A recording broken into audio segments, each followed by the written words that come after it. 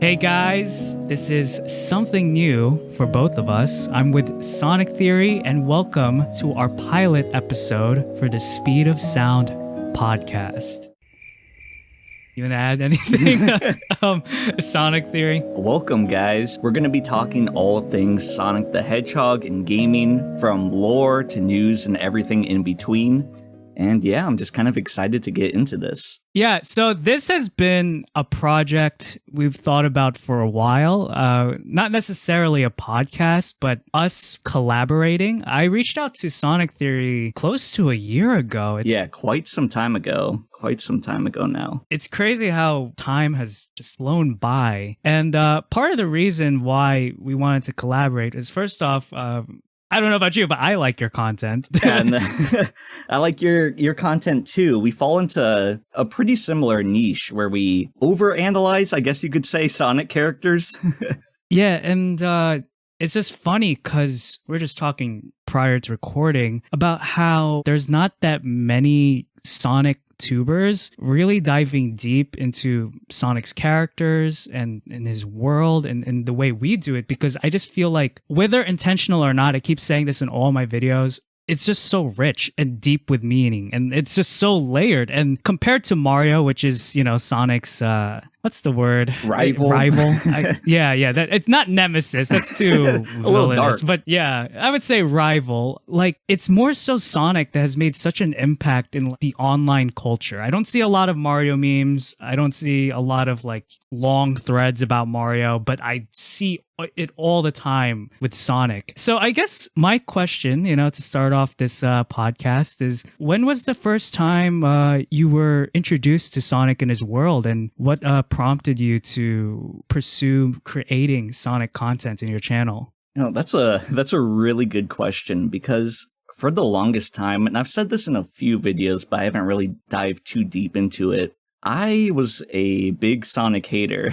Really? That's surprising. Yeah, growing up, everything I heard about Sonic was that he was a meme, all his games were bad and broken and buggy, and I was a big Halo fan, and that's all I wanted to play growing up. Like, any video game besides Halo, I did not care about it. And I had one friend in particular who would play Sonic, and he told me, like, Sonic was a meme and that his games weren't good. So my introduction to him was probably 2011-ish. I had heard of him before, but didn't really care. And I guess around that time, Sonic wasn't in a good place, so my thoughts of him in general were pretty on the low. And I think it was 2014 on Xbox 360. So I'm dating myself a bit here. I bought Sonic Generations on a sale, and I played through it, and I understood none of it. Now, I understand that you haven't played Generations yourself yet, but... Yeah, we'll get into that, yeah. Yeah, we'll get into that a little bit later. The way that the game is laid out, if you don't know anything about Sonic going into that game, it's kind of confusing for new players. So it tosses you into different, I guess, stages from across Sonic's rich history, and it doesn't really tell a very cohesive story. So I was very lost going into it, and up until 2020, so from that 2014 time when I played my first Sonic game to 2020, I didn't really think about them. And then the movie came out, and I went to go see it just based on the fact alone that, they changed the design of Sonic. I was like, okay, that's kind of cool that the studio listened to fan feedback. I don't really care too much about Sonic, but I'll go see it anyway. And I think I was at a point in my life where, I don't know, I was kind of at a low point, and I came out of the Sonic movie, and I don't know, I felt happy. I felt happy after being on the low for quite some time, and I just really connected with that movie, and it kind of led to a place where I was like, okay, I want to try out more of the Sonic games and go back to Generations and really see what it's about. And I got deeper and deeper into this Sonic content. So I got really invested by the time that Frontiers was coming out, and I saw that people were really negative on the first trailer. I don't know if you remember this. No, I do. I don't know if I contributed to that, but go ahead. Yeah, so there was a lot of negativity, which is fair. I don't think that the first look of the game was great, but I was kind of interested in what they were showing, and they said it was an alpha build. So I was like, they have time to flesh things out. So I kind of just wanted to put my voice out there and say, hey, let's wait a little bit till we see more of the game and not be so quick to judge it. And from there, I just kind of started making Sonic content, just kind of because I wanted to defend Frontiers a little bit before it released. But yeah, and then it kind of led to me getting deeper and deeper into Sonic lore, finding the comics, and making analysis videos on these characters. Your Sonic origin story is fascinating to me, because is it fair to say like what really sparked this momentum towards your fascination with Sonic and creating videos for Sonic? It started with the movie? 100%. If it wasn't for the movie, I do not think I would be creating any Sonic videos or be invested in this franchise at all. That is so interesting to me, because usually I associate the movie with younger people, like, oh, these kids have never even seen Sonic, and they see the movie like, oh, I'm gonna play the Sonic games. But I think we're around the same age. Right. Yeah, I'm in my 20s, my late 20s, and same. Oh, I would have been 23 when the Sonic movie came out. Yeah, same. And yeah, I don't know, it just hit. It hit me kind of emotionally at a point when I was kind of at a low in my life. And wow, yeah, I really connected, and I was like, you know what, I'll give this franchise another chance. And I will say this, I think that without the games, also, I wouldn't be as invested in this franchise. I really, really fell in love with the games after going back and really giving them more of a chance. But yeah, it all started with the movie. I went from a Sonic hater to like a huge Sonic fan. I would probably say that's my favorite franchise, honestly. The Sonic, like Sonic in general, is your Sonic? Like... Sonic in general. It used to be Halo. Wow. I love Halo too. I love Halo, but I really haven't been a fan for the past decade. No, that's fair. That's fair. Man, we have similarities, dude. My experience with the Sonic movie is I was already a fan of Sonic, right? Mm-hmm. Entering into the movie, but that was the last movie I watched before the world ended. Like right. Literally, you know what, I might pull it up in editing, but there's this meme and it's set in the Last of Us video game, and there's like a billboard sign showing a film, and I think Joel says like, this was the last thing I watched before the zombie outbreak happened. And it's funny how life imitates fiction, but in that meme it's the Sonic movie, and I made a tweet saying like, this isn't even a joke, this is literally what happened. Me and my friend, I was living in New York City at the time, we went to the theater. We're both in our 20s, right? We're both adults. Like watching this movie, but when I think, if I recall correctly, at least for me, when we came out of the movie, I was like, wow, this video game movie is actually good. Like, it's actually fun. Yeah, like, look, I'm not expecting it to be a cinematic masterpiece. I just expect it to be fun, especially for a kids movie. You think like, oh, it's generic. You don't want it to be insufferable, you know, right. Like, oh my gosh, like I can't stand watching it. But I was actually thoroughly engaged with the film. I was like, this is so funny. Maybe this is for you, since you said like you came from a dark place watching that movie, and afterwards, I don't know, it inspired you, it lifted you up. Yeah, it just it was a little bit uplifting, you know? I feel the same way about the Sonic cinematic universe. Yeah. I can just sense the innocence of it, the joy in it, the fun the filmmakers had when creating it. And I think for me, I can feel it. And the fact that a big studio, they were rearing to just release this film, were willing to take a step back and say, you know what? We've heard enough of the complaints from the fans, and we're gonna take our time to redesign the main character. I don't think I've ever witnessed that in a film production before, where the film studio would actually consider within themselves like, okay, we're actually going to take the time to address this mistake. And if they did not redesign Sonic, I think the film would have suffered at the box office. Yeah, I don't think I would have had any interest had they gone ahead with the original design for Sonic. And, you know, it's really special that, like you said, a studio kind of humbled themselves in a way and listened to fan feedback. You don't really see that at all. I mean, just look at the Halo show. Oh yeah, I've seen headlines for that. Not to get too off topic, but I think they were saying like, we're gonna have Master Chief take his helmet off, you know, and if you don't like it, don't watch. And you know, that's their decision. That's their, you know, they're the ones making it. But it's kind of a bad attitude to have, towards the fans that you want to be marketing this towards. Yeah. So I think there was something special there with Paramount and the team that they had behind the Sonic movies to just say, you know what, you guys don't like this, we're going to change it and, give you something that you do want. Man, yeah, I remember, again, I don't want to go into too much of a tangent. I read a headline, again, this is online, someone can fact check me if I'm wrong. One of the creators said, we drew no inspiration from the game, or like, we completely like dispensed with the game's lore. I'm like, dude, Halo is also one of my favorite franchises. I haven't been into it in a long time, but like, the world is so rich. Yeah. It's one of the coolest fictional worlds ever in my opinion. I had all the books. There's so much they could have pulled from books, games. I mean, there's just a plethora of things they could have pulled from, and they're like, nah. Man, I guess like it's just funny because you think Halo and Sonic, that's so different, but one characteristic that both share, as I mentioned earlier, and is prevalent within our channels, is that Sonic's world and characters is so rich. Yes. It's so complex. Again, I don't know how much of it is planned ahead, or like Sega teams like, oh yeah, let's just add this and that. And if you could see in my videos, I'm like, you guys created something so deep. If you've seen my Sonic IDW video, if you've seen my Shadow the Hedgehog analysis video, which I really hope Keanu Reeves watched that as an inspiration to supplement his research for the role. Like, what is the Shadow character? Oh my gosh, philosophy.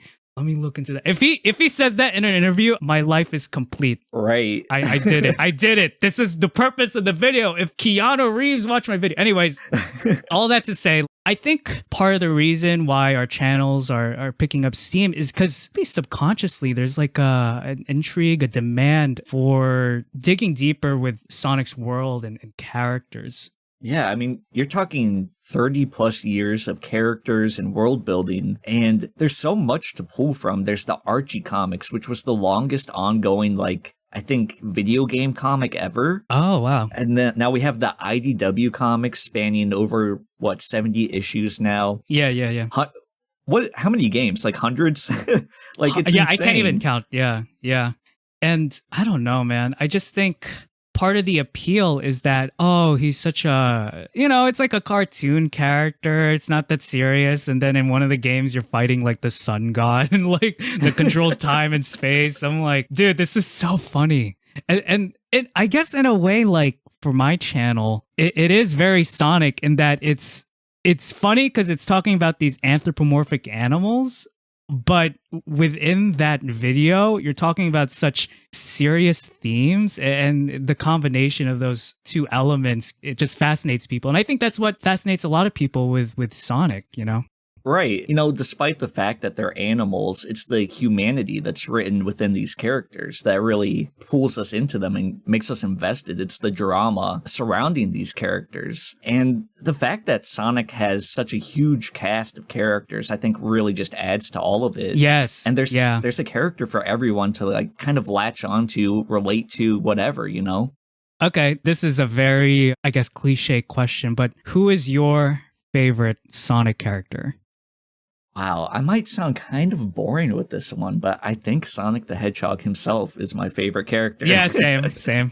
What is it about him? I think it's his attitude and his selflessness. Now, I would say that almost every character that's a hero in the world of Sonic is selfless, but there's something about Sonic where he's such an anime character, He's like willing to push himself to the absolute limits just in order to help his friends or save the world or whatever it is. And it's that selflessness, the willingness to sacrifice himself, that I think really draws me into that character, because something that cinema, I guess, has been lacking is heroes, like true heroes, and Sonic the Hedgehog, for the span of his character, he's sassy, he has attitude, but when it comes down to it, he's willing to put his life on the line. And I think that he is like the definition of a true hero, and I really, really like that about him. Because I was just thinking, I love Sonic for his simplicity, He's just like, I like running. I like helping my friends. Gotta go fast. Yeah, gotta go fast. Why? It's like, I don't know. I like it. It's fun. Yeah, he's like your shonen protagonist, right? They're not the deepest characters necessarily. If you watch anime like Goku, there's not too many complexities to these kind of characters, but they're always just a good guy for being good, you know? Yeah, simplicity doesn't equate to shallowness. Right. Because you can have people who try so hard to make like an edgy character, and then it's just like, this is so boring and cliche. But I mean, Sonic's just a good character. That's why he's performed so well. Despite all the flack he's been getting with the games and how he's mischaracterized and stuff, like he's a brand that endures, you know? I think like Sega really just captured lightning in a bottle with this character. Yeah, it's a very strong character design. But before we get any further, I want to throw that question back to you that you asked me. Because while we do have some overlap, you said that you were into Sonic before the movie and you knew about him prior. So I kind of want to know what your experience was with that and how you got into Sonic yourself. Yeah, just kind of expand upon that. So the earliest memory I have of Sonic, I was like 7.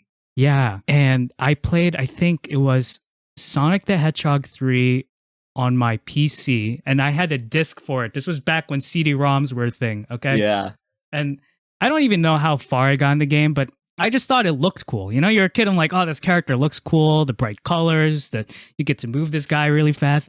I just thought, oh, this is such a cool character. And then I think even earlier than that, like when I was like 5, I would watch the old 90s cartoons, Sonic the animated series. Yeah. I think that was with Jaleel White. I think I watched bits and pieces of that show. And I think the other animated shows like Sonic Underground. Adventures of Sonic the Hedgehog. And yeah, there was Sonic Underground. That's the one where he has like siblings and he plays like the drums or whatever. Yeah, I just remember watching that. And there was, of course, Sonic Adventure 2. That's the game that's held such a presence in my life. It's just funny. I played that when I was a little kid, and I'm still talking about it as an adult. To just break it down, I just thought it was so cool. Like Sonic Adventure 2, it was more serious. That game's had a deep cultural impact. I mean, a lot of people still regard that as like the best Sonic game. Yeah, I mean, I know it has its flaws, I guess, objectively, but when it comes to my personal opinion, it just holds a special place in my heart because I attach a lot of happy memories with it, you know?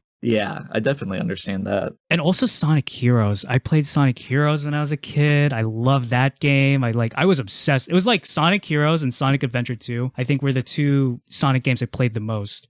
And I'm trying to think. I played Sonic Adventure DX. I played Sonic Adventure DX after I played Sonic Adventure 2. So you guys don't know, like sequentially, it's Sonic Adventure DX that's first, and then Sonic Adventure 2. And I played all of these games on the GameCube. I didn't play it on Sega Genesis.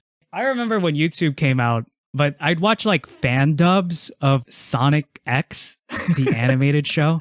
Oh, that's great.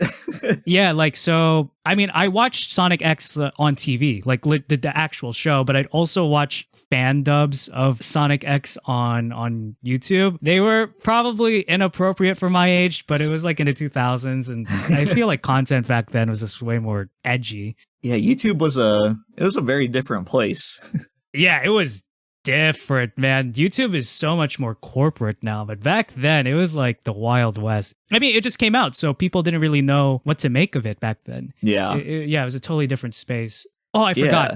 Oh, man. I also played Shadow the Hedgehog when I was like 10 or 11. When that came out, I was like, oh, this is so cool. He has a gun now. He says curse words. He rides a motorcycle. This is awesome. Yeah, so that's when I was a kid. When I was a teenager, I got interested in other things besides Sonic. I mean, I don't know how far I want to go. Let's see.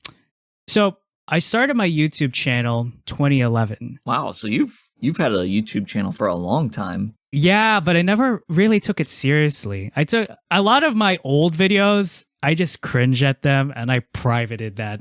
Maybe one day I'll release some of it because a lot of my friends are in it. Like I used to make sketches and rants and stuff. Oh, that's fun. Yeah, because I would, just want to make the content that's similar to the other YouTubers I watch, like Ryan Higa. I loved Ryan Higa. I loved those. Oh, yeah, he was great. Yeah. And I love those channels that would parody like superheroes or trailers. So I'd make my own parody trailers. Speaking on that, really quick, I did the same thing, and this is going to date me too, because I didn't upload it to YouTube at the time, but me and my friends also made old videos that will probably never see the light of day. But we do like film like lightsaber fights and like do like Star Wars sketches. Like this is probably pre-YouTube. Oh, wow. Or at least towards the beginning of YouTube, probably around like 2005-ish.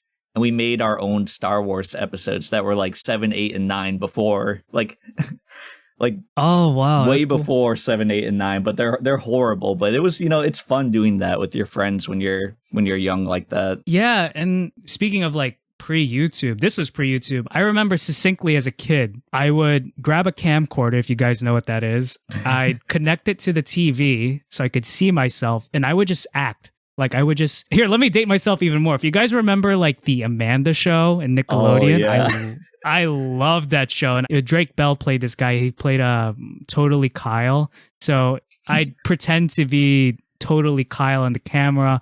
I would just make jokes in front of the camera. I'd pretend to be SpongeBob, and it was all just for me. Like I just connect the camcorder to my TV so I could see myself talk and act. And so like even as a kid, I've always had this drive, this creative passion. The creative passion, and it's never gone away. Like I worked a normal job and I thought like, oh, I'll just work a normal job. That YouTube thing was a phase. And then, after working that job, I realized like, oh man, I really miss making stuff. I don't want to divulge too many personal details, but what made me valuable as an employee was actually my creative ability. So they'd come to me and ask like, oh, Randy, can you make a video for this and that? And I would just do it on the fly. I just do it quickly. I realized like, oh, this is my strength. And I like doing it. It's just like creating videos. And it was around 2021 when I started taking my channel much more seriously. Oh, you had a decade go by before you really started trying more and with your videos. Wow, that's kind of interesting. Yeah. I mean, it was just always there, but I'm like, you know what? Let me take YouTube more seriously. And then initially it was just like throwing spaghetti on the wall. I was just trying to figure out like what works, what doesn't work, and it's different as a YouTuber because you want to express yourself creatively. I think that should take a primary role. But if you want to be a YouTuber and grow as a YouTuber, there has to be a balance of like, what's the type of content that people will actually watch, Right. So I kind of, for my channel right now, I kind of mix between the two. And of course, it's like a process. So I'm still trying to figure out like, I want to make content for me, but I also, like, if I do want this channel to grow, like if that's a goal you want, you have to consider the audience as well. So it's this tension. I don't know if tension's the right word, but it's like a balancing act, because you want to do stuff that maybe the majority of your audience isn't interested in, but you find really engaging. Yeah. But you also want to feed them with stuff that they do want. So it's kind of a tightrope that you're walking. Because I know that you don't necessarily find yourself as a per se Sonic tuber, correct? Yeah. I would say I'm a Sonic tuber adjacent. Yeah. I love Sonic. As you could tell, like I grew up with Sonic. I think he's a great character, but I don't want to just be that, Right. And I think you have a lot of interesting videos on your channel that if you guys haven't seen, you should go check out because there's one that I really liked. It was your Alan Wake 2 video where you really broke down some themes in that game. And I mean, you have a lot of other interests like Spider-Man videos that you have and stuff like that. Yeah. So I find those entertaining. But of course, it's difficult with YouTube because a lot of your audience comes from, well, we want to hear about Sonic all the time, which makes sense, but. Yeah, it makes sense. And I like making Sonic videos. There's been, I haven't posted a video in a while, guys, and I'm sorry for that because a part of it is procrastination. Another part is I'm a perfectionist. So when you put those two things together, it just ends up with nothing. But yeah, I feel the same way. It's sometimes YouTube can be kind of discouraging too, Oh yeah. Sometimes you work so hard on something and people don't like it or it doesn't get, the views that you were hoping for. And yeah, it can be rough sometimes mentally, which it's kind of a shocker because you don't really think about it till you're making these videos and putting in the effort yourself. It's easy to kind of just like sit back and watch stuff and consume. But when you're on the other end of it, it's quite different.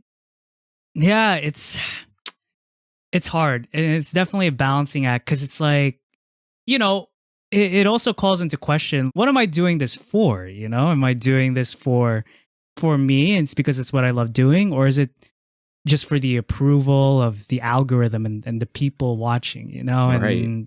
it's just something to think about. And I think with any artist, any creative, that's just a tension you just have to contend with for throughout your whole entire life. Honestly, I don't really see that going away. Yeah. But yeah, so, after taking YouTube more seriously in 2021, I just threw out all kinds of ideas. I started off as a live streaming channel, like just a straight up like traditional gaming channel. I think if I were to go back, I would have live streamed on Twitch rather than just on YouTube. But I think that's hasn't probably taken off. probably a better streaming option. Now, I have a quick question. Would you say the Sonic movie in any way influenced you? Since this would be post-Sonic movie that you started taking your channel more seriously, or did it not really have any correlation there for you trying harder on YouTube? I'm going to be honest, I don't think so. It was more so, maybe I'll look it up later. I would say like... Yeah, because I'm kind of interested in what your motivation was to just, from going to like casual uploads to being like, all right, this creative, I have this creative calling that I really want to answer. I'm curious what led to that, if anything. Or was it just like one day you woke up and you're like, all right, this is what I'm meant for? Ah, man, that's such a good question. I can't recall, but I don't think it was the movie. I think I made a video for Sonic Frontiers, right? Because I was like, I like talking about games. I'm like, okay, I'll make a video about Sonic Frontiers. And I noticed like a spike. I was like, oh, wow, this really intrigues people. And then I made a video about Sonic Prime, like when Sonic Prime was releasing teasers. And I was just... I made a prediction video, I think, like, who's the real villain of Sonic Prime? My prediction was wrong, but hey, it performed really well.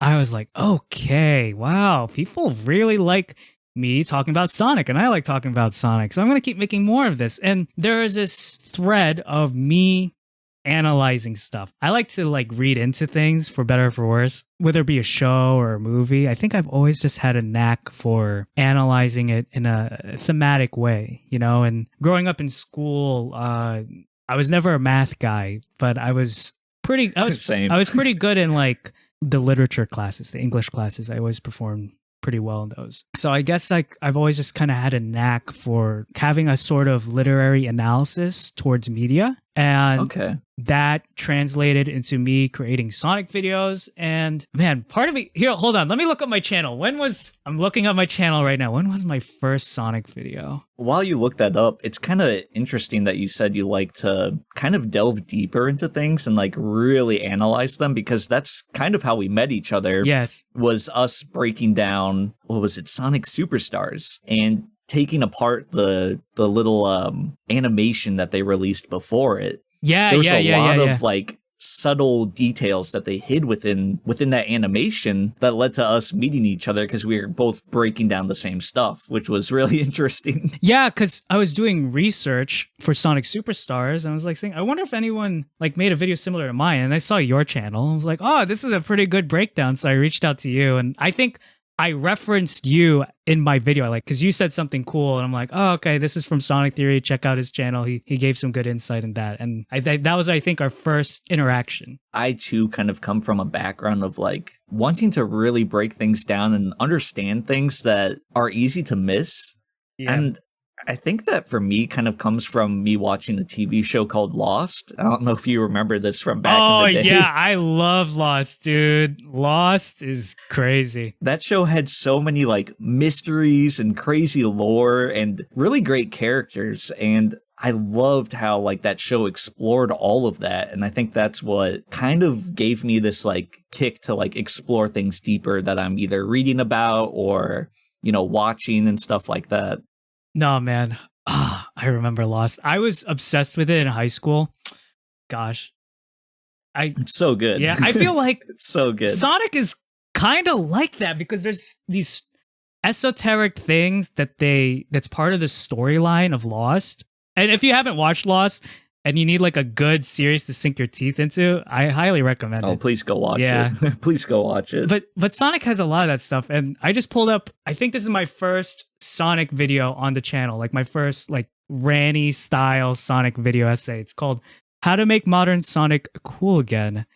And I think that was the first ever video essay I created about Sonic. And I don't even remember what prompted me to make it. I just thought, hey, this is a cool idea. I think Sonic is a cool character and he has that 90s edge that's kind of missing in his more modern interpretations. I think we should return to that. And I think that would only benefit the character in Sega. And I think the other one that kind of blew up for me, which is what we're going to talk about later in this podcast, it's Sonic Movie 3 predictions. That video popped off and I was like, okay, people really like these Sonic videos. And I'm just looking through my channel right now. It was really the Sonic Frontiers videos and the Sonic Prime videos that it rang in my mind. Kicked it off. Yeah, it was like people took notice of me and I had fun making it. I'm like, oh, people really like me talking about Sonic in this manner. And then okay, the video that really put my channel in like the stratosphere. Well, there's two actually. Again, this is a more conversational podcast. There's gonna be a lot of tangents, but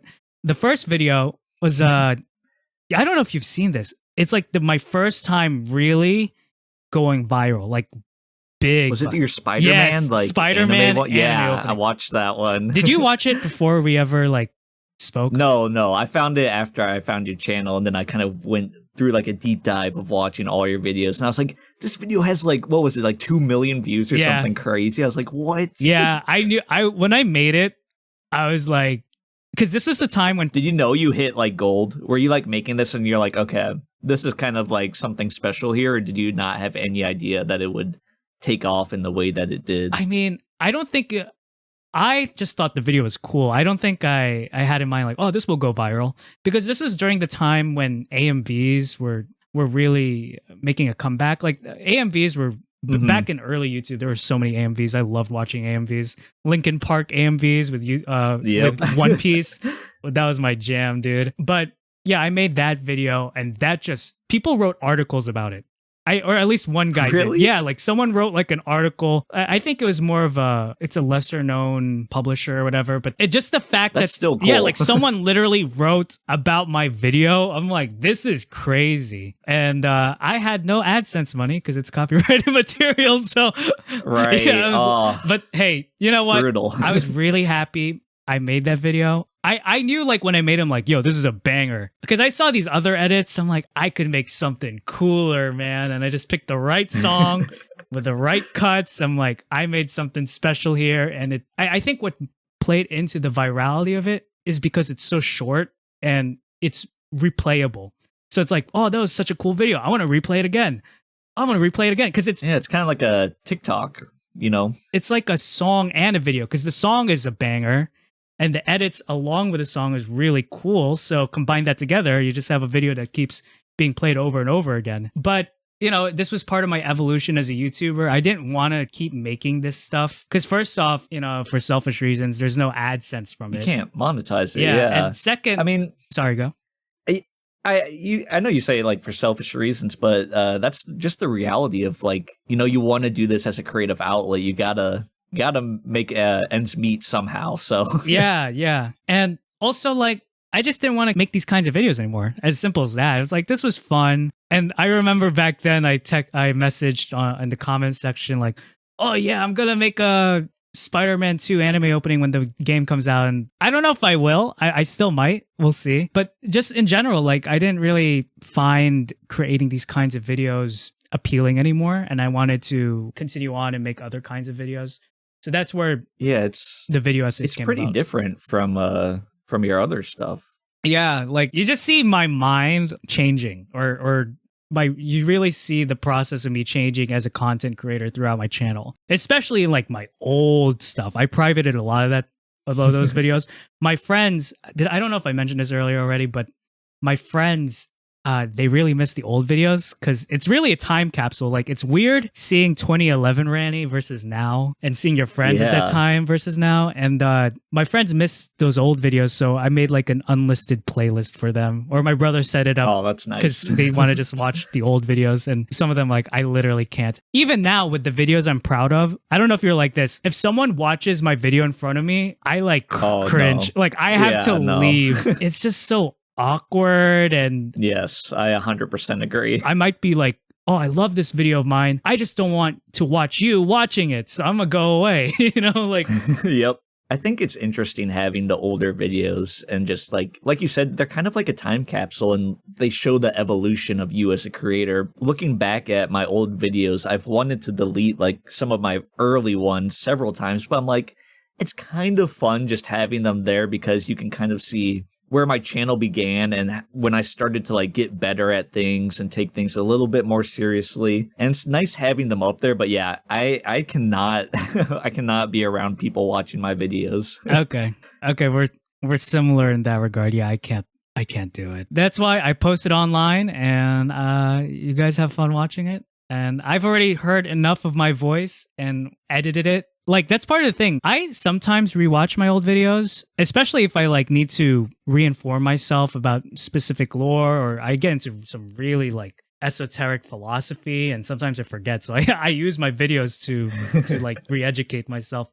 Do you do the same? Do you watch your old stuff? My old stuff is pretty bad, so I don't. Or I mean, like your videos you've created. Sorry. Yeah. I'll watch them from time to time just to see like if there's any improvements I can make.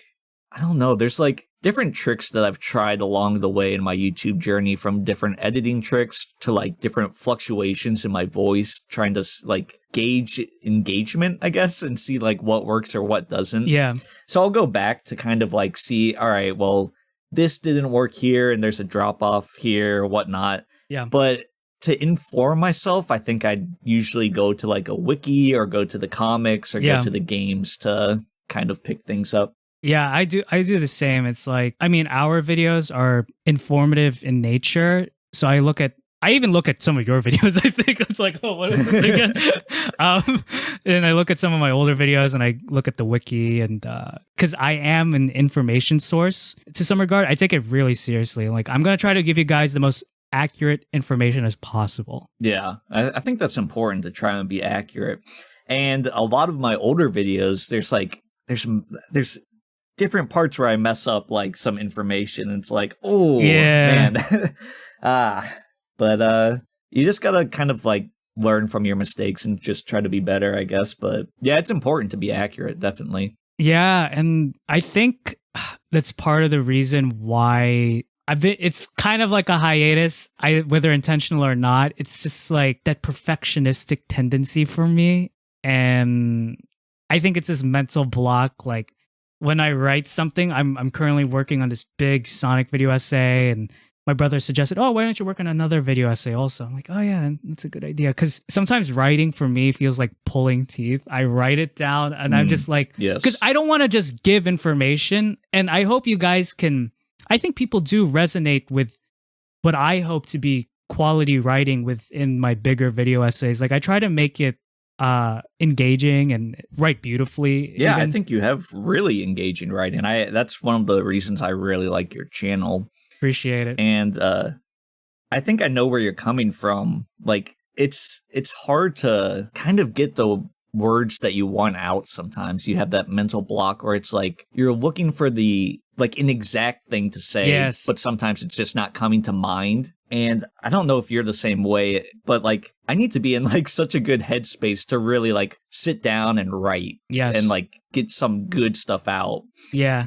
If I'm not in the right headspace, I can't write that day. No, yeah. I saw this one author and it's funny because it's so true, especially with the kinds of videos we make where a big chunk of writing is thinking. And often thinking looks like nothing. Because like this author, he says like he goes on retreats and stuff and he's just like chopping wood. And he's like, this is part of the process. I just chop wood I like put the wood in the fire, and I'm like thinking about what to write. And sometimes it's not thinking, like ideas just come out of nowhere. Like, oh, that's a good idea. I'm gonna put it down. But I know there has to be a leap of faith when it comes to a creative project, especially with writing, where you have to allow yourself to make trash, and through that trash you find some form of quality or gold in there. Like you sift through the dirt and you find some gold in just that mental spew that you put out in this page, you know. But that's what I'm trying to get over right now. It's just like, what am I gonna make next? I'm kind of right there with you. I'm in the middle of working on a analysis video of Lanolin, because I think there's a lot of interesting things to break down with her character from the comics. And you know, I'll sit there and I'll type stuff, and I'll be writing and thinking so hard, and then the next day I'll sit down and I'll be like, wow, that's trash. I don't know what I was writing there. And I'll delete like a paragraph or so and rework it. And it takes time. And I think that sometimes you have to allow yourself to not be a perfectionist, even though I think that we're both the same way. We're like, this has to be, you know, amazing and like the best writing that I've ever accomplished. But sometimes I think you hold yourself back by trying to put yourself at a higher standard, you know? Oh, definitely. I mean, perfection gets in the way of progress. Yeah. You can't make something out of nothing. You know, you can't make a video if there's like no footage and there's no audio and there's no words. So you just got to put something there. I put this in my Alan Wake video where it's mirrors the creative process where nothing can just apparate out of nothing. So you take this chaotic form, and for us, it's this page with words we don't like, and hopefully from it we put some structure, and eventually it's a coherent video that we put into the internet, you know? Yeah. I know in the back of my mind, a lot of the things I care about when creating a video, so many of these people don't even blink at it. It's like, dude, like no one cares if this pixel was like a little bit off, or you breathed a certain way here, or they don't care, but you care and you notice it. But also with that, what is the word? It's like, it feels like a contradiction where you care more about yourself, but you also care about the expectations of people. Because I've already set a standard for myself, like, oh, this is like what a Ranny video should be. And then... Yeah, I think you're going to be your biggest critic every time. Yeah. You know, even if someone destroys your video, like nitpicks it, I think that you're in your own mind already destroying it yourself more than anyone else ever will. Yeah, I mean... For me, a lot of the criticisms I do get, it doesn't really bother me as much. I think I get bothered when the criticism is actually well thought out. Like, that's the thing. No, because if people say, like, this video sucks or you're ugly, like, I don't care. It's like, dude, I don't know you. I don't care. But if someone's like, Ranny, when you said this in your shadow video, you actually were inaccurate because blah, blah, blah. And I'm like, oh, dang, you're right. Yeah. Oh my gosh. Those are the ones that sting the most, but they're good to have. You know, it hurts to get criticism sometimes, but I think it's really an important part of the process, especially doing YouTube, is to sink in that feedback that's accurate, you know, and kind of reflect on it and see where you can improve. It's important. And I do want to say really quick, going into like becoming a Sonic creator, I guess. Yeah. Kind of weird to say, but I always heard that the Sonic fan base was kind of toxic. Yeah. And that has been anything but my experience. I mean, there are, of course, always some people that are kind of, you know, toxic, but making my videos, which my first few videos were terrible, I was met with nothing but warm arms and warm embrace, I guess I should say. Black arms. Yeah, black arms. Perfect segue. But yeah, I just think the Sonic community is actually a lot kinder than people portray it as. You know, I will agree to a certain extent because in the YouTube space, especially, that you attract the energy you give. Because so far with your videos, you seem like a really chill dude, respectful, and just even before hitting record, you seem like a really cool, nice guy. And I try to be respectful as well. So I think in doing so, in having that presence in our channel, you'll attract similar kinds of people, you know? So we'll attract the people within the Sonic community that tend to be more respectful and kind. Again, this isn't always the case, but I have noticed this because there are some channels that are more provocative and inflammatory. So you're going to attract people with a similar view. Mindset. Yeah, mindset. Okay. Yeah. So for me, thankfully, I tell my friends this all the time, my family. Like, I'm so thankful for my community because they're so nice to me. I'm just like, I'm sometimes, there's some comments I've read like, oh, like this video did this for me and that. It means so much to me. And that really motivates me to create better content. And it makes me so happy that I was able to do this for you in some way. Yeah, I think that makes it all the more meaningful. I've gotten a few comments like that, and it's special. You don't really expect, I guess I never at least expected videos to have such an impact on people. Yeah. And yeah, it's kind of rewarding in a way, but it's just nice. But yeah, I think you're onto something. Maybe it is like the energy you put out is the energy you receive. Yeah. But yeah, I would say my experience with the Sonic community has been great. And even when people have had like critiques for my channel, it's usually been in kind gesture. Yeah. Speaking of like digging into more of the world of Sonic, do you want to talk about the Year of Shadow and what's coming up? Oh, yeah. Okay, Year of Shadow, baby. It's such a smart marketing move. Yeah, it really is. I think they're tapping into what I would consider probably like the most popular character. I know that Sonic is the most popular, but you ask anyone who their favorite character is besides us, most people are going to say Shadow. Yeah, Shadow. I mean, he's just so cool. He's so existential. He's so interesting. He has such a commanding presence. When you see Shadow, you're like, that guy is cool, man. He's just designed so well. And seeing him have this whole year dedicated to him, like Year of Luigi, there's Luigi, and then you have Shadow the Hedgehog. That's so cool. Yeah, and I think just you look at him and you're like, whoa, is this like an evil Sonic or like his rival or what? His character design is very well thought out. The backstory? Oh my gosh. Yeah. Shadow's backstory is crazy, man. It's insane. And seeing how SonicxShadow Generations seems to be exploring that more, and with the recent preview for the SonicxShadow Generations anime or miniseries called Dark Beginnings, it just... Oh my gosh. It just... How cool was that? Dude, I clicked it, my mouth was agape. I was like, this looks so good. I don't understand why this is animated so well. And I remembered like, oh, this is a mini series. We're going to have 3 episodes of this. That's so cool. Yeah, 3 episodes. I can't believe that. Can we just get like a whole show? Just that animation style and everything, please? Give me an anime style Sonic series. Make it a shonen type series and it would perform so well. Oh, I would love that. So I got this from the wiki for the SonicxShadow Generations Dark Beginnings, and this is the synopsis. Past and present collide in a frantic chase for truth and understanding. Shadow is haunted by the memories of battles fought and lives lost. But these nightmares aren't just lingering pain. They're prompted by a force Shadow thought was destroyed. And according to the wiki, I guess at least the main writer for the Dark Beginnings miniseries is Ian Flynn. Oh man, that's how you know it's going to be good. Now, whether people like Ian Flynn or not, that man knows his Sonic lore. He understands it. Yeah, I mean, with the IDW series, I was just like, this is so cool. And he's able to flesh out these characters and their relationships in this world so well. Yeah.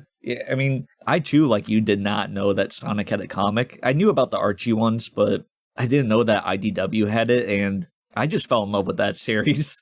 Like, I think that got me like super invested. And that's when I became a huge Sonic nerd. Yeah. I think also the fact that it has continuity that connects to the game is why I love it so much. Starting from the points that take place after, Forces? Yeah. I think that's such a cool idea to connect them into the game, and it makes you more invested. With SonicxShadow Generations, I think fans, especially like us, were caught off guard by, I mean, if we're talking about the anime, like the animated sure, it looks so good. Even the first 30 seconds, like I was like, this is really good. And then with the gameplay for Shadow and that we've seen so far, people were like, this looks good, but I'm gonna hold my breath because, we've been betrayed before, and I'm just gonna be cautiously optimistic. Yeah. And I think that's a fair viewpoint to have on it, because if you didn't enjoy Forces, or if you didn't enjoy Frontiers or whatever, I think people are free to have whatever skepticism they do about the game. I, for one, I think I come from a weird place where just about every Sonic game I've played, I've enjoyed it, even Sonic 06. Yeah. I always find something to enjoy about the games. Now, don't get me wrong, I have my frustrations with them too. But I don't know. I don't really find myself getting mad at any of the games, which might be kind of weird, I guess. And I know a lot of Sonic fans, Sonic fans are diverse, so they have each their own opinion of how Sonic's world and characters should be handled.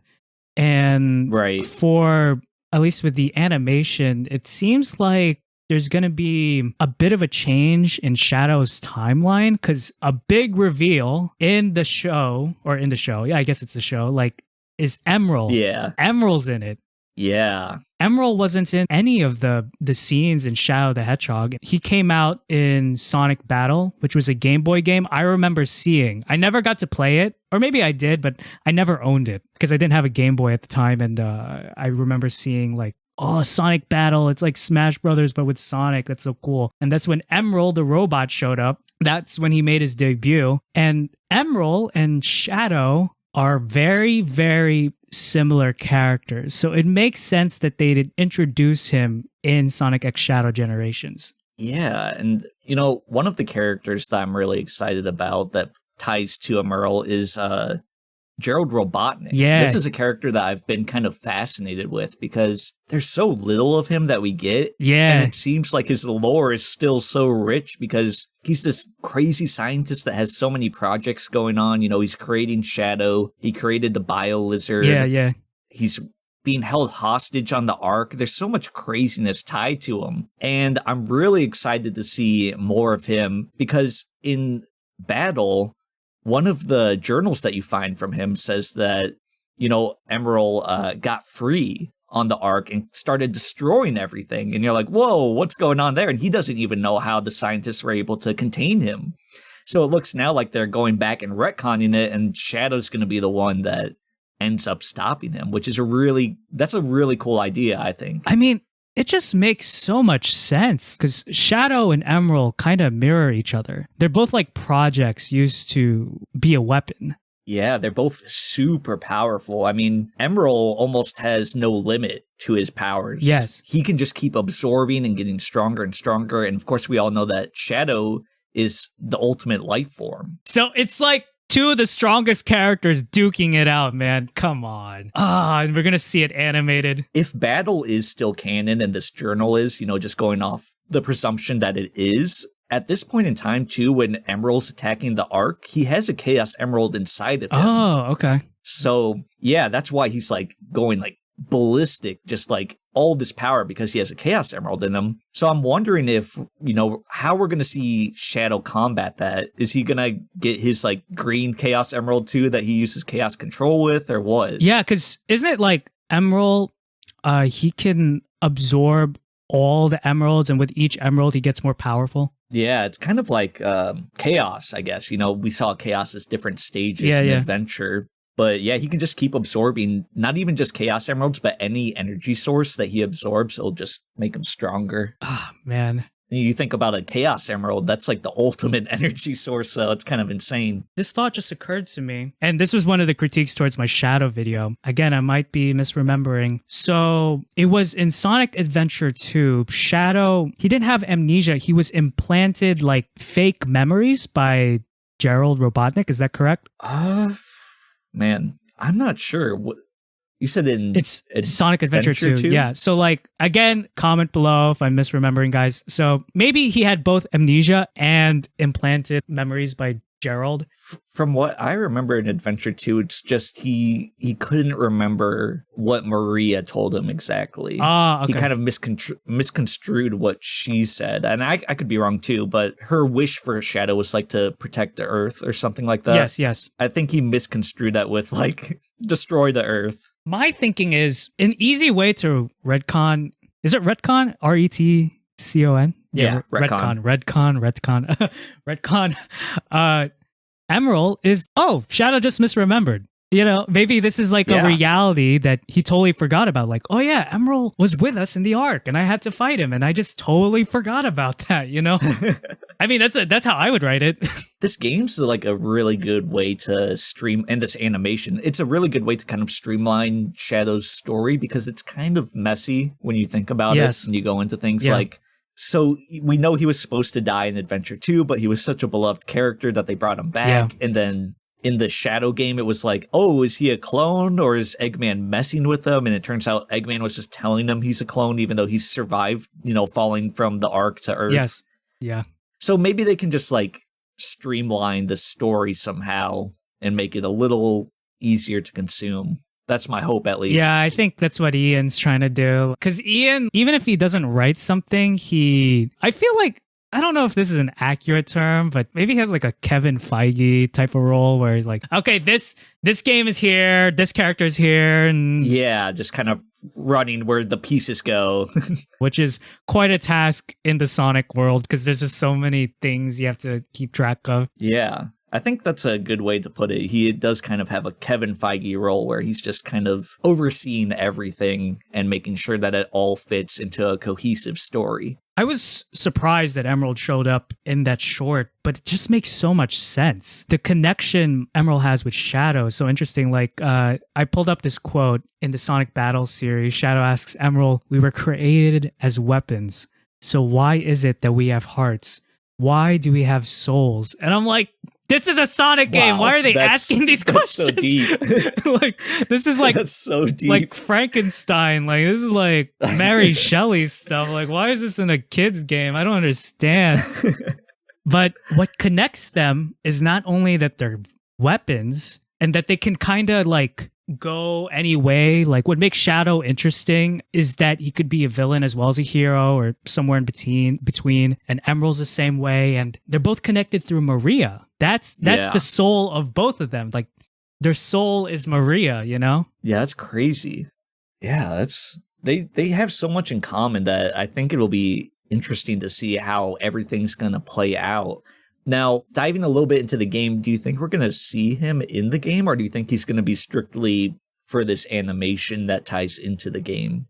I have a big feeling he'll be playable. When they released a poster or an ad for SonicxShadow, you play as Sonic and then Classic Sonic, and then there's Shadow, and then there's like a missing figure next to him that's playable.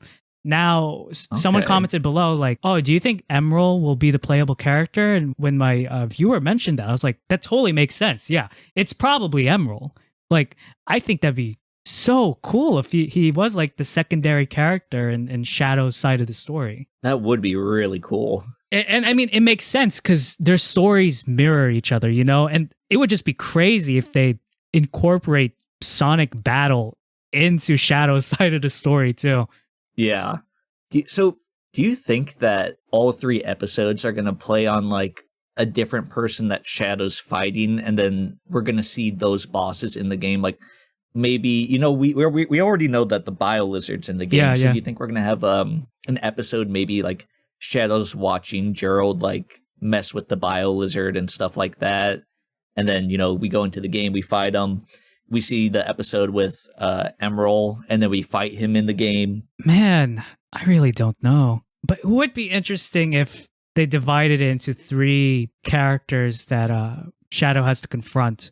But I have a suspicion it's going to be mainly focused on Shadow and the Ark. So I think it'll be Emerald, Gerald, Maria, Black Doom will be there. I think it will mainly be them. But who knows? Either way, they grabbed my attention with that short. I was just in awe. Very impressive. I was not expecting any of that. Oh, gosh. Either way, I'm excited for that. I am too, and you know what? Keep it up with the shorts and stuff like that. I love all this content that we get before these games come out. Yeah. We get like web comics, we get animated shorts, and they're all so like fun, and it makes me so invested into the games. Yeah, and you mentioned how I forgot about this, but in the pre-order package, there's Dr. Gerald's journal, correct? Yeah, that's what I'm really looking forward to. Gerald Robotnik's journal. And I hope it's physical, right? Like you'll get a physical copy of it. I'm guessing from the wording that it's physical because I think there's something else in there that says like digital book or something like that.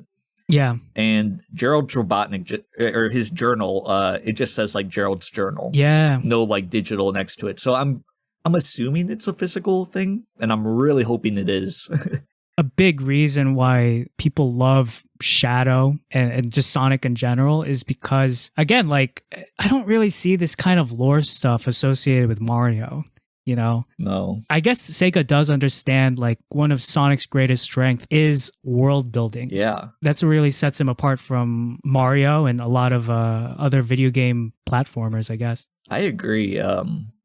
It's just such a rich world, like we've been saying this whole time. There's characters with so much interesting lore to them. I mean, these characters have way more depth than any of the Mario characters, and that's no shade to Mario, because Mario obviously is great games in its own right, but yeah, the world building is just on another level. I would, like we said earlier, despite them being such different games, it does remind me of like something like Halo, where it starts as a video game, but there's just so many layers to it that you can unravel. Yeah. And what I do want to like get into is more so the gameplay aspect of SonicxShadow Generations. And it seems like, again, I've personally have never played Generations, but my friend Malcolm, we mentioned him earlier. Oh, I think pre-recording, M14 Gaming, shout out to him.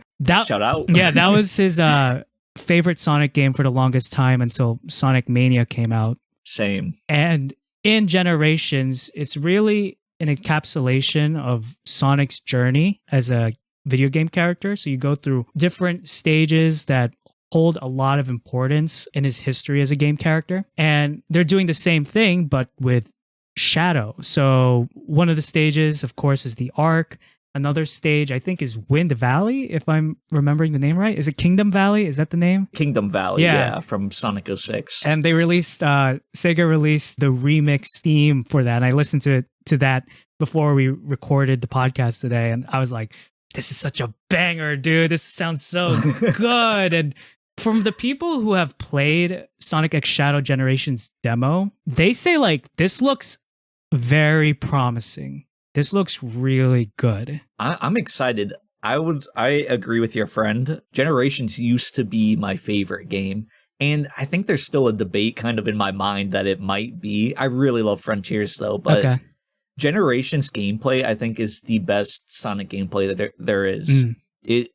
3D Sonic feels amazing in that game, and 2D Sonic is fine, but like modern Sonic, he just feels so good in that game. So bringing it to Shadow and having it with like modern graphics, oh, I can't wait. That's going to be so fun. Yeah, I just noticed with the little details, like when he falls down, gets back up, I'm like, this looks like some high quality, like AAA animation or something like that. Or it just looks so cinematic. The way he uses chaos control and the QTEs and stuff. That's what I was going to say. He has new moves now. Like, I mean, I guess not technically new, but we don't really get to use Chaos Control in every game that he appears in and stuff. So I think he has his Chaos Spear in this one. Yeah. And that new, like, wing ability or whatever that is going on in the trailer. Do you have any theories on that, by the way? Like, what's going on there? I mean, I just think it's like, I think the correct term, if I want to use a fancy word, is like an atavism. It's like a inherited trait because his DNA is mixed with Black Doom's DNA. From Black Doom. So it's probably like a hidden power he didn't know he had until he like encountered Black Doom or a memory. That's crazy. I guess he has Chaos Spear in the gameplay, but I know that Chaos Control will play a big part in the gameplay because you'll use it to slow down time, to go through obstacles and look at hidden passageways. That's what I heard from listening to Takashi Iizuka speak about the game. Yeah, that seems like a really interesting gameplay what's the word I'm looking for? Element, Mechanic? I guess, to throw in there. Yeah, because it's one of the things that people complain about is like all of Sonic's different friends, and I don't know why that's a complaint. I love that Sonic has so many different characters to play as, and they all have different moves. I think it also makes the games really unique. Yeah. So having Shadow in this game not just be a Sonic clone is great. You know, because you could go the easy route. It's like Sonic with a different skin, you know? Like, oh, it's the same moves. Yeah. But no, he's like a different character. He moves differently. I got this from the SonicxShadow Generations website. All right. This is what we have in regards to his abilities. Harness Shadow's new Doom powers to battle hordes of enemies and tackle platforming challenges like never before. Surf on water. That's interesting. Fly over obstacles with the wings, I guess. And stop time with the return of chaos control. So something with surfing on water. I'm like, okay, he's going to surf on water? And flying. I mean, that just makes me feel like there's so much they haven't shown in these gameplay trailers then that we've seen. Like, huh. That gets me even more excited then. Yeah, and from the Takashi Iizuka interview I watched, they say that in SonicxShadow Generations, Sonic and Shadow stories parallel each other, so they're happening at the same time. Ooh. And that it's like a bundle. So there's, you know, you can play the original Sonic Generations game, but with updated graphics. And then there's Shadow's part of the game. But from what I understand, I could be wrong. I think Shadow's side of the game will be a bit smaller than Sonic's side. And that makes sense. I think, you know, it's already great that we're getting such additional content to an already great game that we have with Generations. But we have to imagine that the main portion of Sonic Team is working on Frontiers 2 or, you know, whatever they're doing, another bigger Sonic project. So, you know, that doesn't really discourage me from the game because I think they're still putting out something great. They said it's not going to be as big as Sonic's side of the story, but it's still going to be a decent chunk of the game. It's not going to be small. It's just not going to be as big as the original Sonic Generations campaign or whatever. Yeah. And Generations, I mean, it's a game that you can go through fast. So I'm wondering what we're looking at. I'm probably like 2 or 3 hours, I'm guessing, for like Shadow's campaign. Yeah. That's what I would assume, just based off Generations, because you can kind of go through that game in like 5-6 hours, maybe a little bit longer. I don't know. You do one level of modern Sonic, you do a level of classic Sonic, and then you like move on to another stage, and you can kind of go through them pretty fast. In the interview, Iizuka says that you can hop in between Sonic's side and Shadow's side whenever. Yeah, so I'm like, okay, I'm probably going to start off with Shadow. I'm not going to lie. That's what I'm thinking too. There's not even a story really with Sonic Generations, so I'm not really spoiled. Yeah, no. But with Shadow, I think there's going to be a story, man. We're going to dig deep into his origins, dude. And I mean, they're having an anime short or anime miniseries for this character. So I know, it's going to be crazy. Yeah, I'm excited. They clearly have like something planned big for Shadow's character here. And I'm hoping that this leads to like a resurgence of seeing more characters like Shadow in the mainline games. I think that was a big complaint for the past decade, I would say, is that Sonic's kind of just been on his own really for the past few games. And we kind of want to see a return of the other characters. Yeah. And I mean, Shadow's just so easy to bank on, dude. I mean, you could argue, like we've said earlier, like the most popular Sonic character. Yeah, I think he is. You know, everyone has some sort of love for Sonic himself, but I think the coolness factor of Shadow puts him above Sonic for a lot of people. Now, I want to ask, you mentioned this before. Do you think Mephiles will have some form of an appearance in SonicxShadow? I mean, there's Sonic 06, right? Like there's a Sonic 06 stage. Yeah, exactly. I was going to say the majority of me wants to say no, we're not going to see him. But the inclusion of Kingdom Valley makes me think that he will be, possibly, at least. I don't know. I'm leaning towards no. I'm leaning towards we're not going to see Mephiles. But Kingdom Valley's there, so it's like, he could be, because that was the big portion of Shadow's campaign was fighting Mephiles. So he might be a boss. He might be a boss for that Kingdom Valley level. Yeah, I mean, just the fact that they included Emerald? It just makes me think, Yeah, they're pulling deep. yeah, why wouldn't they include Mephiles, even as like a reference or just like a small appearance? But I don't know. I guess if every level has its own boss, like we saw the Sonic The Adventure lizard. 2 stage had Bio Lizard. So if every stage is kind of like that, then yes, he's definitely going to be there because there would be no other character in that game that I could see being Shadow's boss. It would only make sense to be Mephiles in that instance. Man. And that game, if my information's correct, is going to come out October 25th, which what other games are coming out this fall? I'm definitely getting that game, and there was one other one. There's a few games coming out in fall that I'm looking forward to, but yeah, Sonic's at the top of my list. But yeah, there's some other good stuff coming out. I think like maybe a Warhammer game, Space Marine or something. I know there's a Life is Strange, I think, is coming out that time too, which I'm probably gonna play. Oh yeah, that one's gonna have Max again in it. That one looks kind of good.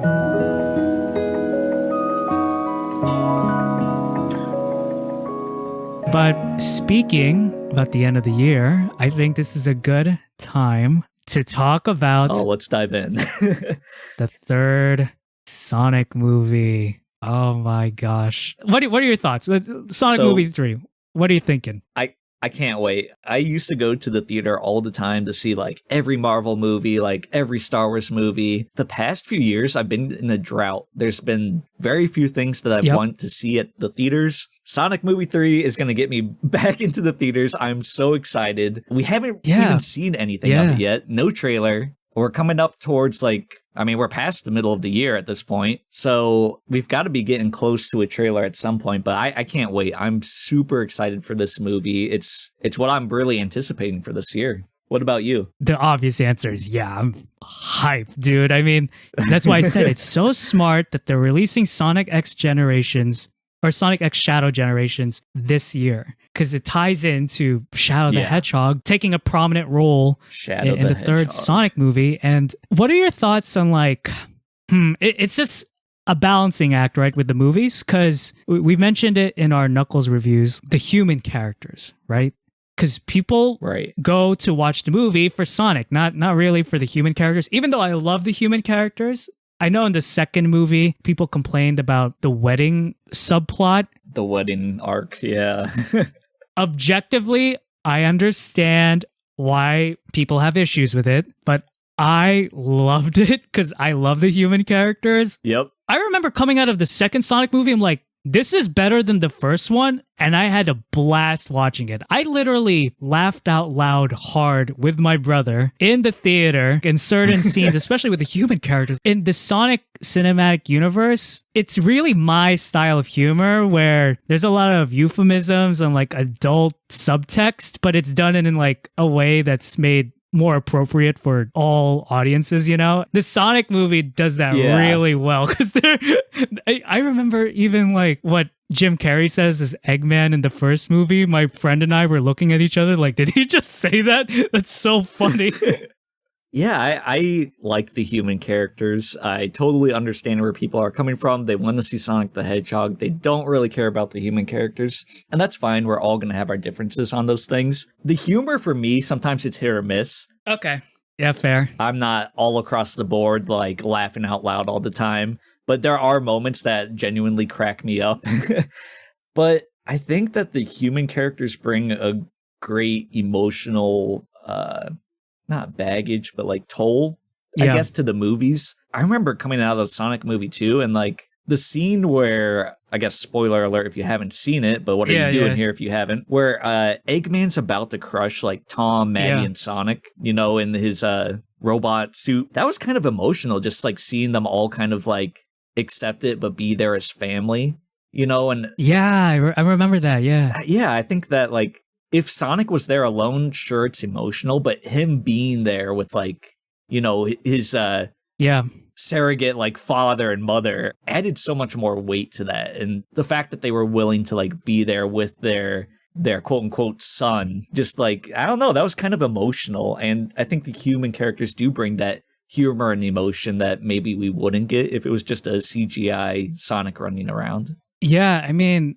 I like Sonic being in Earth. And I like him interacting with humans. I do too. Despite my love for the human characters, there's just so much in Sonic Movie 3. They say it's going to be mainly based on Sonic Adventure 2. And Shadow's story is so connected to the people around him, you know, with Gunn, with Maria, with Dr. Gerald, and then you have to include Sonic and his cast of characters along that. Like, it's going to be really difficult to manage all those pieces in this film. Right. And so do you think that since Maria will probably be a huge part of this movie, that people will maybe like the human characters more since it's a human character from the game, such as like Robotnik, you know, people love him in the movies. They don't really have a problem. Do you think that since we're going to be focusing more on like Maria this time around, people will kind of like not have an issue with the humans? Because I think for the most part, we're going to see Tom and Maddie kind of be left on the sidelines for this one. Yeah.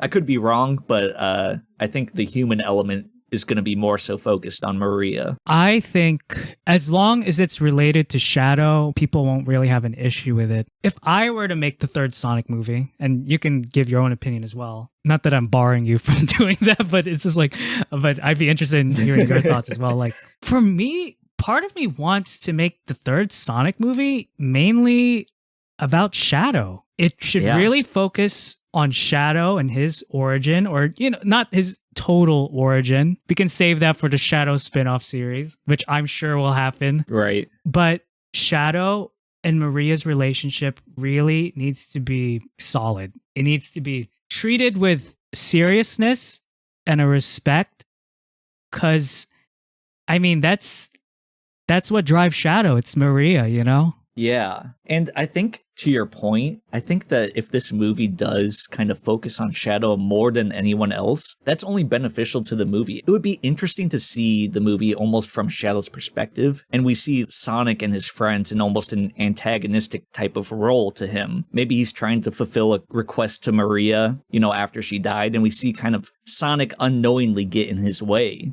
And I think that framing of almost making Sonic the bad guy, but, you know, not really the bad guy, just a misunderstanding, would be really interesting and add a great layer of interest to the movie. Yeah, I mean, I love Ben Schwartz's Sonic. I think he's great. Like, he's just a different version of Sonic. Yeah, he's really good. I love this exploration in the cinematic universe where Sonic, you can tell, like, oh, he's a kid. Yeah.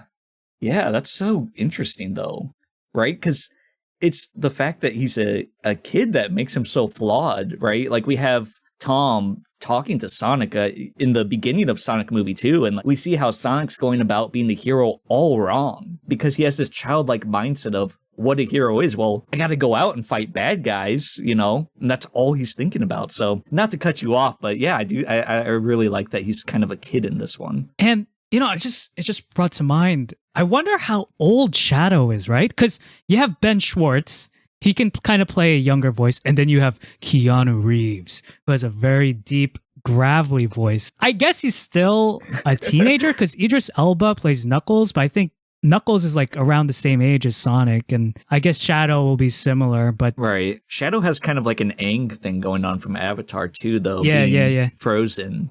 How long did they say it was? Like 40 years or something like that? Or I think 50 years. 50, so... I mean, he's old, but he might be like a young old, if that makes sense. Yeah, I'm guessing he's...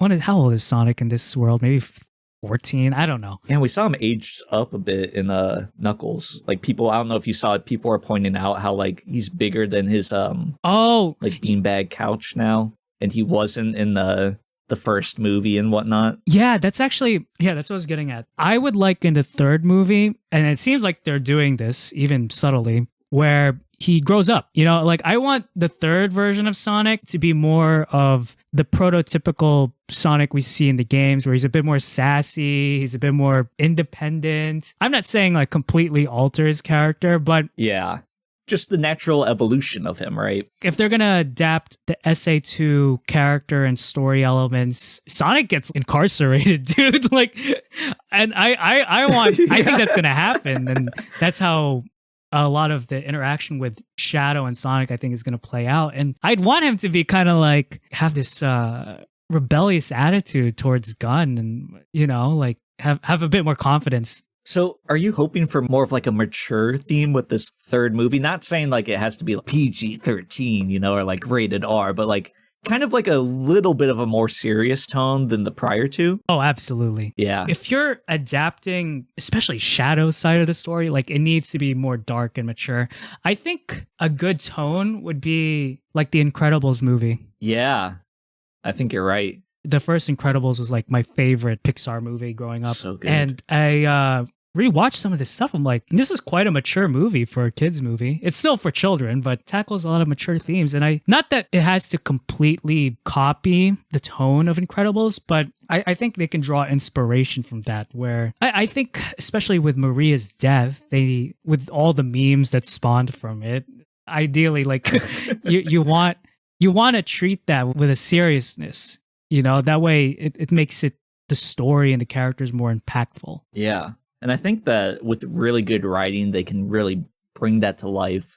I guess it's just a question of who's writing it and do they have the chops to make it a little bit more serious, a little bit more adult, but not like cross that threshold. Yeah. You know, make it still acceptable for children to watch. And I'm so glad because you mentioned writing.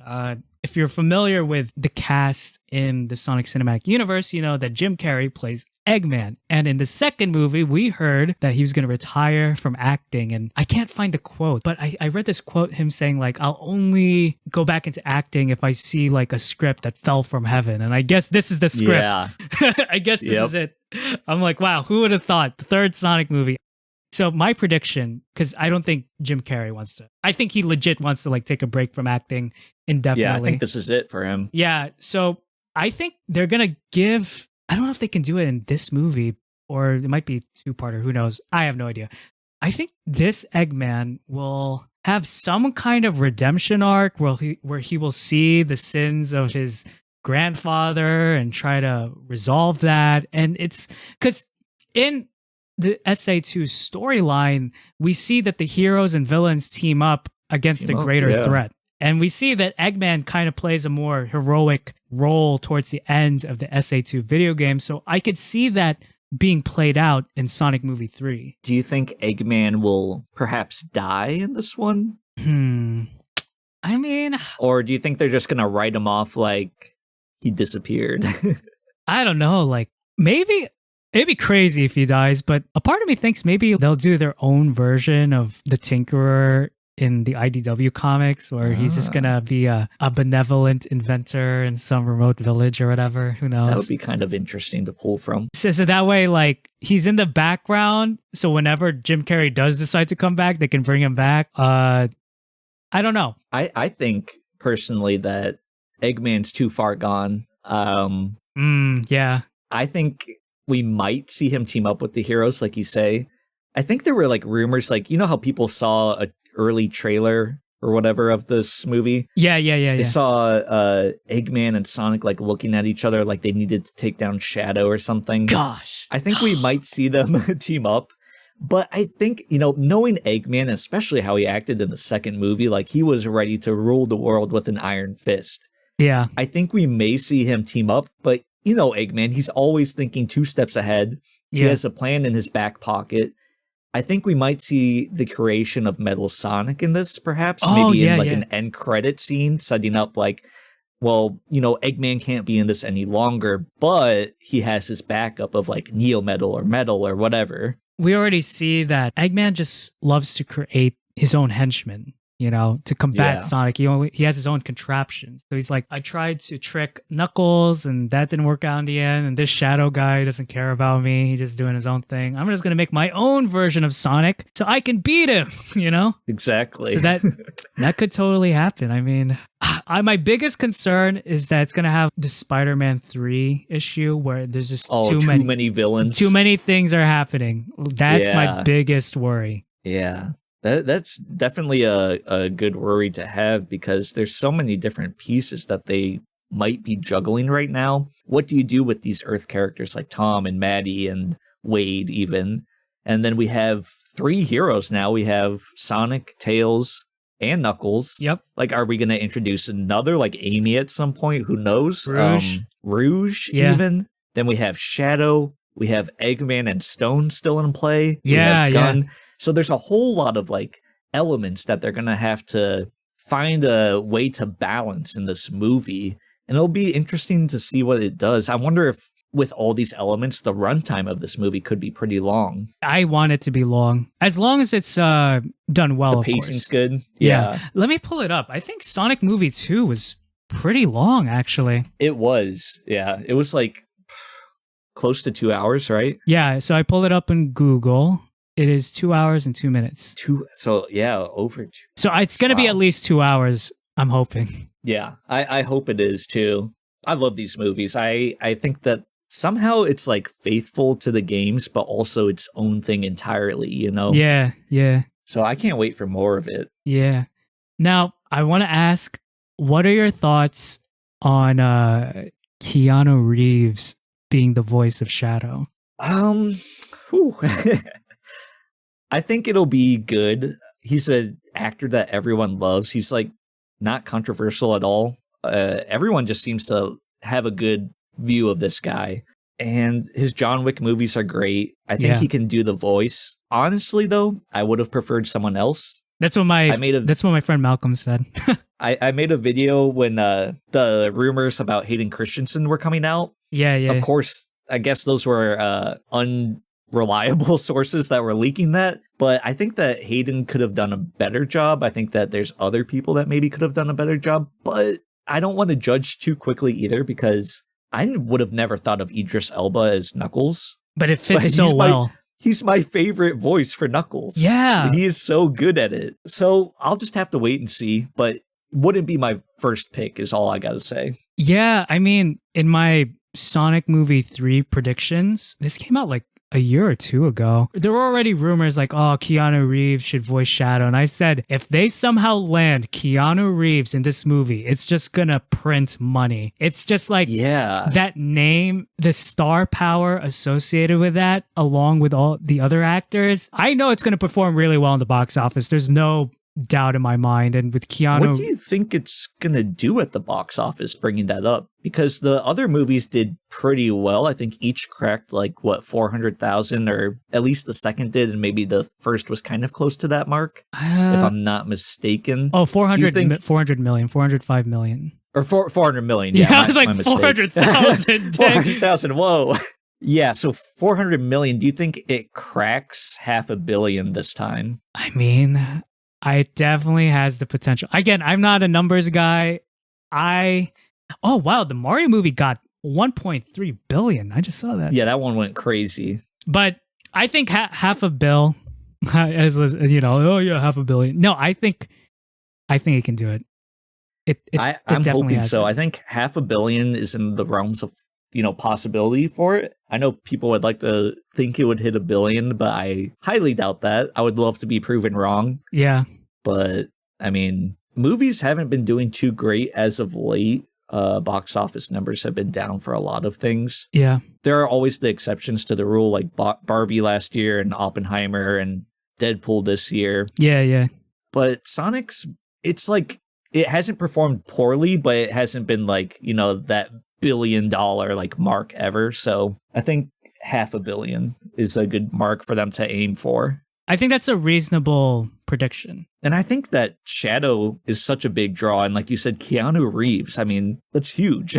I feel like Keanu is pretty selective with his work. And it's just funny. He's like, oh yeah, I'd love to play Shadow. He's got a motorcycle. It's just like me. He has black hair like me. And I think that's also big because I think gamers really like Keanu Reeves. Like he was in Cyberpunk. Yeah. People really loved him in that. So maybe people that aren't really interested in Sonic see that he's in this movie and go see it just for him. Who knows? Oh, yeah. That's what I was saying. Like, just the name alone draws people. It's like, why is Keanu voicing this character? That's so strange. I'm going to watch it, and it's just going to draw a lot of people. So one of the things that I really have loved about both Sonic movies is the music. Yeah. The end song for the first one had like Wiz Khalifa, I think, and some other rappers. And then the second movie had Kid Cudi, and I really love that song that he did for it. And it seemed like the third movie was going to feature Bentley Jones. I don't know if you're familiar.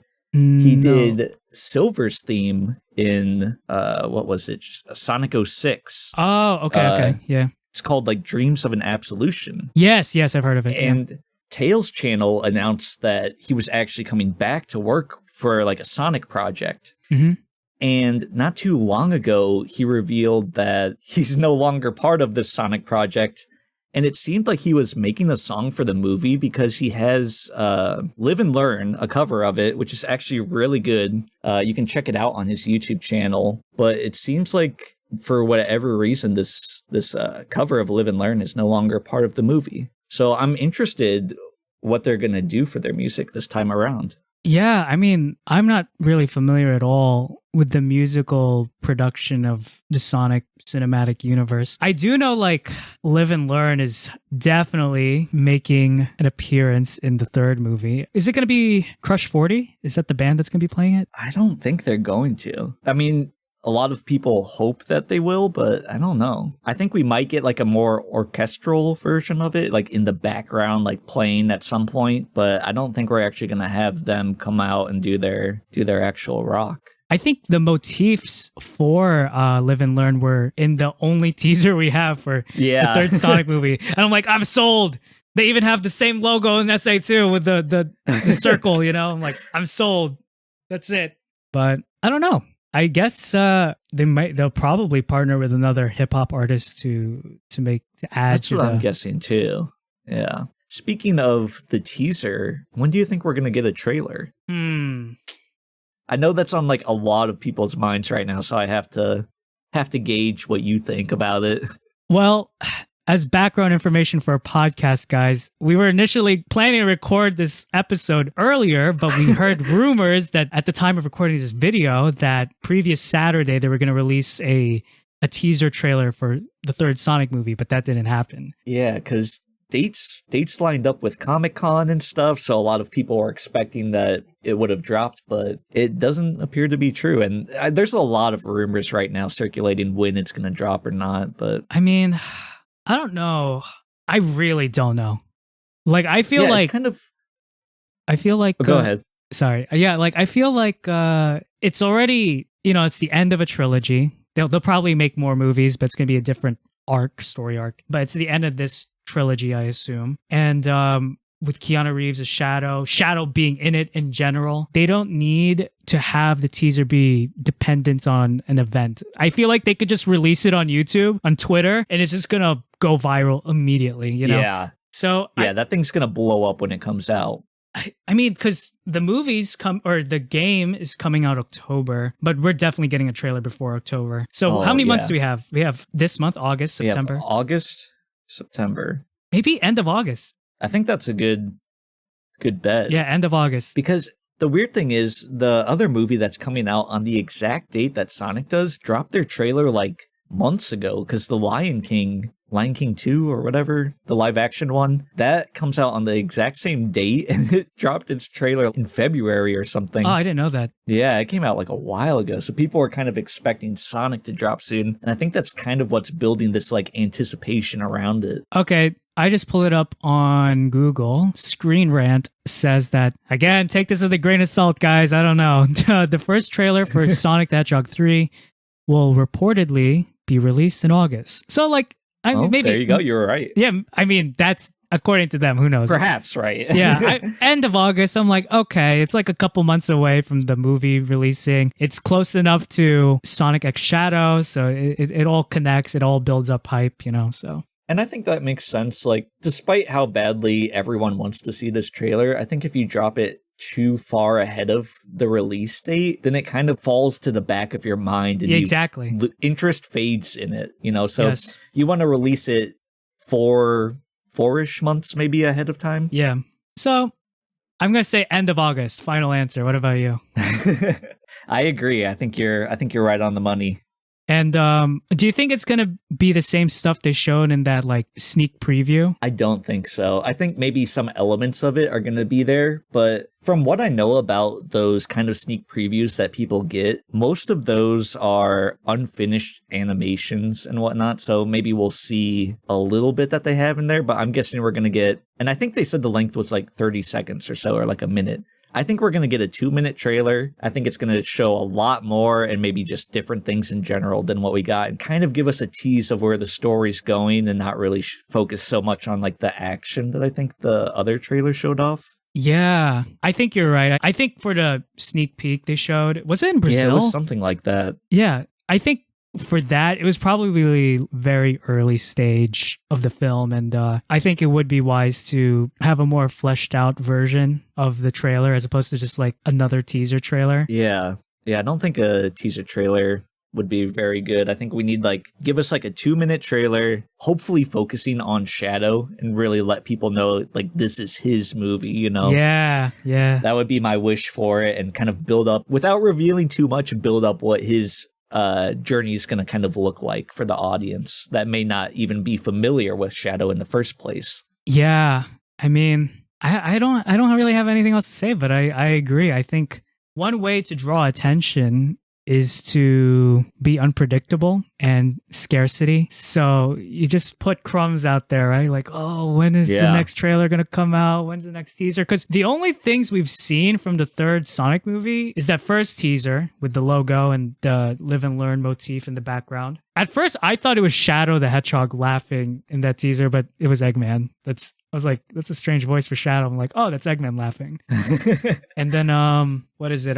Then there's this banner at a Comic-Con or... Yeah, I remember seeing that too. Some poster board, cutout thing that had Shadow above Sonic or something like that. Yeah, and then there were toys. So the toys were Toy released. leaks, yep. Yeah. So, I mean, that's all we've gone so far, but it's enough to keep people wanting interested. More. Yeah.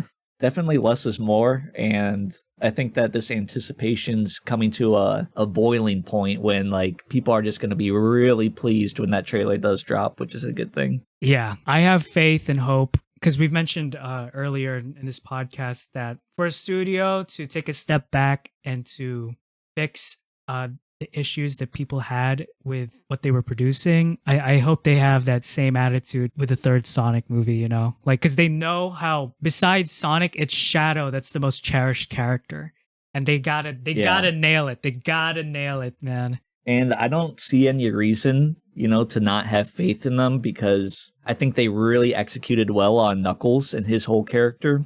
Yeah, and with Sonic, like you said, I mean, they've shown that they actually care about these characters and what the audience thinks. So I think we're in good hands with Shadow. And I think they also recognize that a lot of people were fan casting Keanu, and I think that's why they went after him for this role. Yeah, they're listening, man. They really are. They're pretty late. I think they're pretty internet savvy. I think they understand the internet culture with Sonic. Yeah, and that's only a plus. Well, I think this is a good stopping point. Do you want to add anything else? I agree. I think we should leave a question for the viewers. I want to know what you guys are hoping to see in the Sonic Movie 3 trailer when it comes out. Let us know in the comments. But yeah, that's all I have to say. Guys, go check out Randy. Go check out his YouTube videos. He has a ton of stuff. And hopefully you'll get more of this podcast soon. Yeah, and likewise, check out Sonic Theory's channel. He makes great analyses of different Sonic characters, storylines, especially related to the IDW comics. He does a great job with that, and I learned stuff from him, so there you go. Yeah, guys, this is our pilot episode. We did a pun. So far the name of this podcast is the Speed of Sound Podcast pilot episode. Tails is a pilot. That's kind of the thing we're playing with. But if you guys have any suggestions on what topics to cover, how to improve the podcast, let us know in the comments below. Yeah, definitely. All feedback. We want to hear it all. Thank you guys again for listening. Your support for both our channels means so much to us, and we'll see you next time. Take care. Peace.